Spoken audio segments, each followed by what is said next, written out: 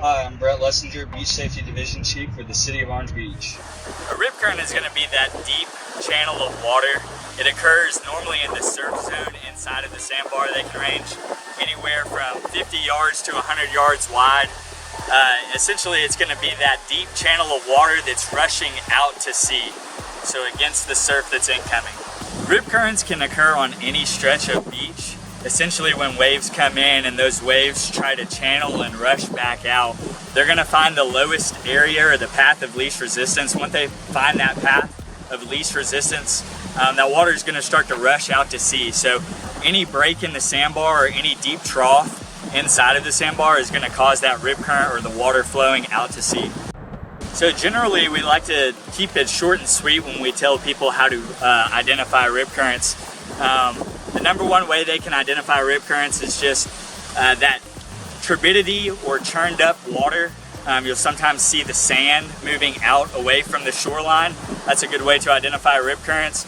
Also, if you see a smooth channel of water and breaking waves to the left or right, that's also a good way to identify a rip current.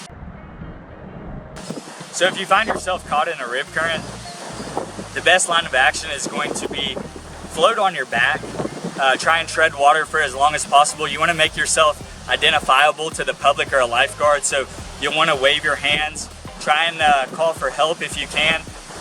The rip current is going to be pulling you away from shore, so the worst thing you can do is try and fight against that rip current. So again, try and sit on your back and relax. If you can wave for help, somebody will be able to dial 911 and we'll get emergency services there as quick as possible. So when a lifeguard identifies a swimmer in distress, they're going to pick the rescue device that will expedite their rescue as quickly as possible to get to the person. So swim fins or rescue board. Sometimes they'll use cannon fins as well. Essentially, they will use the same rip current that pulled the person out to sea. That way they can get out there quickly.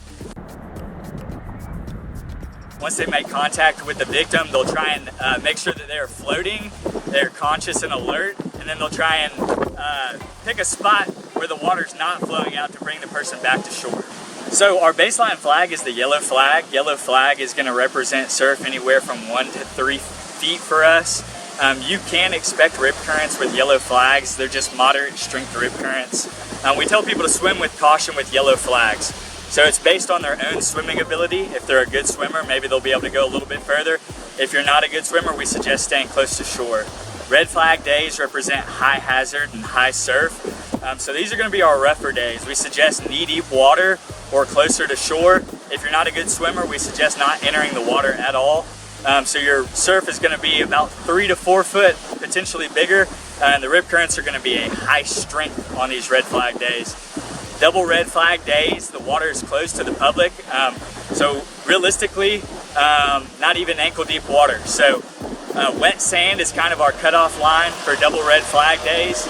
It's just a safety concern. We have extreme hazards and extreme surf conditions. The last flag we have is purple flag, and that can fly in conjunction with the yellow flag or the red flag. Essentially, it represents marine pests are present in the water, and pests represent jellyfish, Portuguese man-o'-war, or stingrays. So 80% of all of our rescues or swimmer in distress calls are a direct result of rip currents. So we want people to be able to identify these rip currents so they can potentially avoid a dangerous situation. Rip currents can move at speeds of up to 5 miles an hour. It's very fast moving water. Even an Olympic swimmer would have a difficult time swimming against 5 miles an hour. Ultimately, we want everybody to enjoy their time when they're out on the beach. If you do see a swimmer that's in distress or having difficulties getting back to shore, we suggest calling 911 as soon as possible. That will expedite the lifeguards and emergency service being able to get there sooner. We do not suggest trying to enter the water yourself to try and rescue any victim or any person that's in distress. We hope to see everybody out on our beautiful beaches here in Orange Beach. And remember, when you come out, talk to a lifeguard and check your beach flag conditions before entering the water.